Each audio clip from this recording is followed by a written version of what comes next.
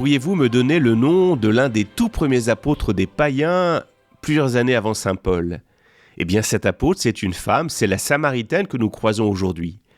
La tradition orthodoxe nous a rappelé son nom, Photine, ce qui veut dire la lumineuse. Alors avant de nous laisser éclairer par sa foi et son témoignage, regardons les disciples. J'imagine bien, moi, la réaction qu'ils ont eue quand Jésus leur a annoncé leur prochaine mission, Sychar en Samarie. Mais quelle idée, se sont-ils certainement dit. Pourquoi donc aller chez des pécheurs, des idolâtres, alors qu'il y a tant à faire en Israël, en plus avec des gens bien qui partagent nos valeurs ? Sur le chemin qui conduit à Sychar, ils ont dû certainement continuer de râler.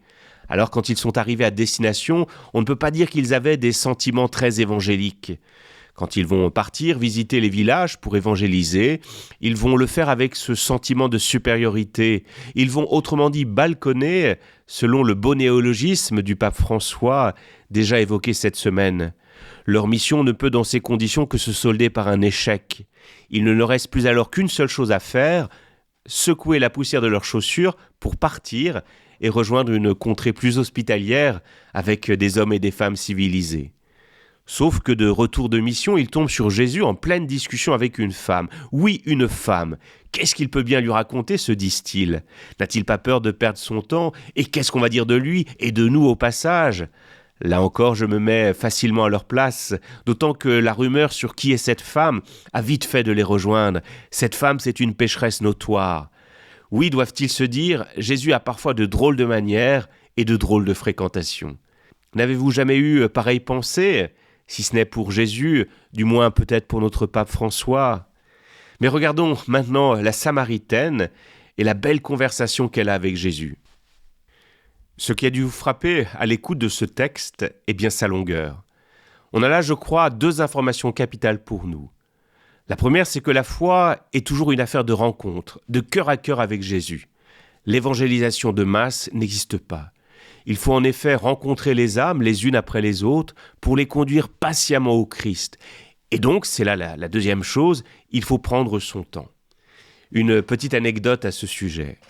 Le cardinal Suard, quand il était archevêque de Paris, arrêtait systématiquement l'horloge qui se trouvait sur sa cheminée quand il rencontrait un visiteur important pour ne pas avoir la tentation de la regarder trop souvent et pour rappeler à son hôte qu'il avait du temps.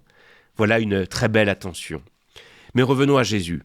Il prend donc le temps de rencontrer la Samaritaine. Dans sa discussion, il ne cherche jamais à lui faire la morale, car il sait bien que les discours moralisateurs sont rarement efficaces. Ils produisent même plutôt la réaction inverse, comme nous le voyons souvent aujourd'hui dans notre Église. J'ouvre ici une petite parenthèse, c'est terrible qu'en français, le mot de sermon ait donné le verbe sermonner. Or, un sermon qui sermonne ne sera jamais un sermon. Jésus ne commence donc pas par faire la morale, mais rentre dans un dialogue avec une humilité remarquable. C'est en effet lui qui s'abaisse. « Donne-moi à boire ». Il vient donc à cette femme, non comme un maître qui surplombe, mais par le bas, en mettant en avant sa fragilité, ses besoins. Ce « donne-moi à boire » annonce le « j'ai soif » de la croix. Dieu vient autrement dit jusqu'à nous en nous sollicitant. Quel renversement des rôles ! Entendez Jésus à l'instant vous dire « Donne-moi à boire, j'ai soif de ta soif ». Mais revenons encore à la Samaritaine. Je crois que celle-ci ressemble à beaucoup de nos contemporains et peut-être un peu à nous-mêmes.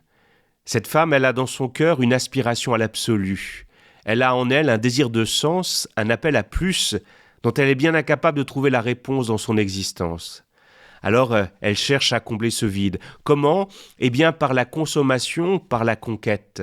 Cette femme est devenue ainsi une séductrice, et elle enchaîne alors les rencontres qui la laissent à chaque fois insatisfaite.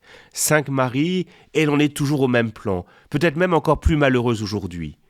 Si elle se rend ainsi à midi au puits, plutôt que le matin, comme c'est généralement l'habitude, c'est certainement pour être certaine de ne croiser personne et de n'entendre aucune moquerie, aucune condamnation à son sujet.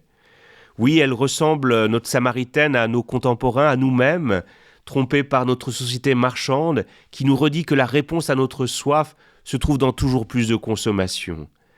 Rappelez-vous ici le slogan de la Samaritaine, ce grand magasin parisien construit à côté du Pont-Neuf, où se trouvait autrefois une fontaine décorée par un bas-relief représentant notre page d'évangile. Ce slogan, les plus anciens s'en souviennent, c'était « On trouve tout à la Samaritaine ». La dernière fois que nous avons commenté cette page d'évangile, c'était pour le premier week-end du premier confinement. Or, la suite a montré que notre société marchande avait été bien incapable d'honorer toutes ses promesses. On a manqué de gel hydroalcoolique, puis de masques, et surtout de relations, de rencontres. Je croise encore aujourd'hui souvent des personnes âgées qui ont terriblement souffert de l'absence de visite pendant ces longs mois. Alors non, on ne trouve pas tout à la Samaritaine, on ne trouve pas tout dans notre société contemporaine. Et c'est ce que Jésus va dévoiler à notre femme. Ce qu'elle cherche, lui découvre-t-il, ne se trouve pas à l'extérieur d'elle-même, mais en elle, là où Dieu précisément a planté sa tente. Oui, Dieu, à la différence des disciples, et certainement de beaucoup de villageois de Sychar, Dieu ne l'a pas condamné. Il lui a pardonné tous ses égarements à la mesure de son amour, comme il l'a aussi fait avec Marie-Madeleine.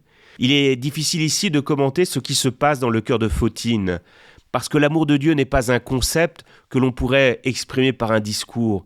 Non, c'est une émotion, une expérience de présence que l'on ressent au plus profond de soi. Et cette présence, elle se vit plus qu'il est possible d'en parler. J'ai ici en mémoire la très belle formule de Jean Rostand, je le cite, « On gagnera plus à avoir aimé qu'à avoir compris ». Et c'est vrai avec la Samaritaine. Ce qui est en plus étonnant dans notre passage, c'est que cette femme, qui en plus n'est même pas juive, est la seule personne à qui Jésus révèle qu'il est le Messie. Devant toutes les autres personnes rencontrées, il a souvent accompli les œuvres du Messie, mais jamais il ne leur a dit qu'il l'était. Voilà une information déroutante. La foi n'est pas toujours là où on la croit, chez les plus religieux, mais plutôt souvent chez les petits, chez tous ceux qui savent se reconnaître pécheurs. Voilà ce qui met alors en joie notre Samaritaine. N'oublions ici jamais que la joie est toujours le fruit de l'amour. Et comme elle aime beaucoup, cette joie chez notre Samaritaine est débordante. Elle devient alors comme cette source dont Jésus a parlé. Elle va désormais pouvoir maintenant abandonner sa cruche au puits, cette cruche qui représente toute sa vie passée, sa vie errante de pécheresse, pour devenir désormais apôtre. C'est le verbe marturéo que Jean utilise ici pour désigner son témoignage. C'est le même verbe que l'on retrouve dans la notion de martyr. La Samaritaine témoigne autrement dit par la parole, mais aussi par tout son être, par toute sa personne.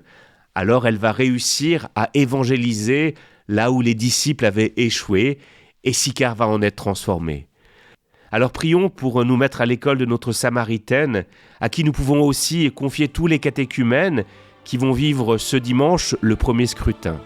Bon dimanche à vous, et entendez encore une nouvelle fois Jésus vous dire à l'oreille « Donne-moi à boire, j'ai soif ».